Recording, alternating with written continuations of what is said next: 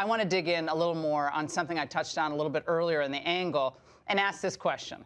Is failed Georgia gubernatorial candidate Stacey Abrams kind of the purest distillation of what the modern Democratic Party today is all about? Well, it's about identity politics to them. We have to acknowledge any constraints that people see when they see us. I'm a black woman with natural hair and a sturdy build. And there are people who discount my capacity for leadership based on purely phenotypical issues. We have to acknowledge that. You can't ignore that that's how people behave. The issue is, what do you do with that information? For me, it's lean into it. I talk about it. I don't pretend you can't see me. But I also make certain that you understand that I'm incredibly smart. I'm very capable. And very modest, which is great. Here now to react is Dinesh D'Souza, conservative author and filmmaker. Dinesh, at least, I guess she's honest. She's confident, and this is what the Democratic Party must be about now. She's very clear on it: identity politics. Yeah, the old FDR Democratic Party under Franklin Roosevelt was ultimately about a division, but it was a different kind of division. It was a class division between, if you will, the haves and the have-nots, the workers and the employers. And the Democrats have now, they've kept some of that, but they've supplemented it with identity politics, which is essentially an affirmation of race and gender, sexual orientation, and so on.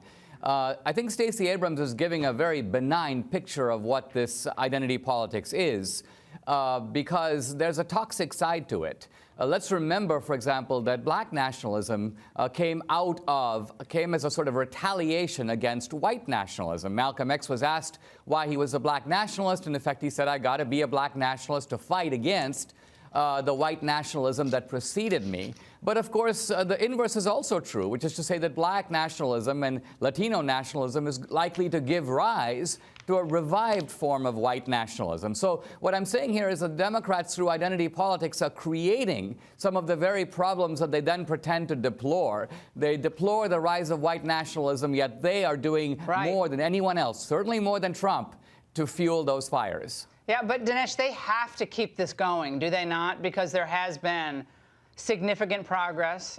There's significant gains, still much work to be done, no doubt about it. But you can't give Trump credit for pretty much anything. I mean, you have to pull the credit out of people for criminal justice reform. But Al Sharpton said in this radio interview this week, well, yeah, we got some unemployment has gotten better, but we're still double that of whites. We still have less income as a family household matter than whites. I mean, it was down the line than whites, and that's how they're reading it, and that leads to reparations. The need for that leveling of the economic playing field through monthly payments of some sort, perhaps, given how that plays out.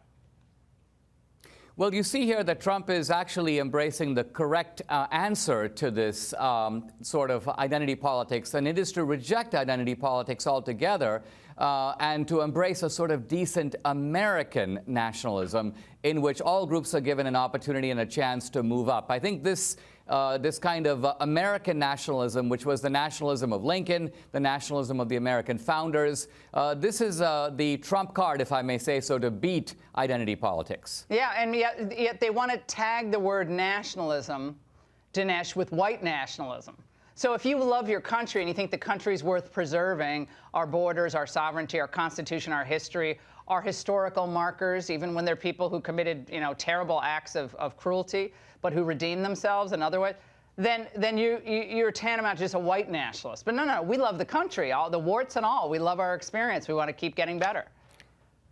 What's being hidden here is that white nationalism was invented by the Democratic Party after the Civil War in order to maintain its lock on the South. White nationalism was the glue that held the South tightly to the Democratic Party. So the very people who have sort of poisoned the waters here with white nationalism are now pretending to show up as the water commissioner and be the solution to white nationalism. No, they created white nationalism, and in a sense, they've also created black nationalism.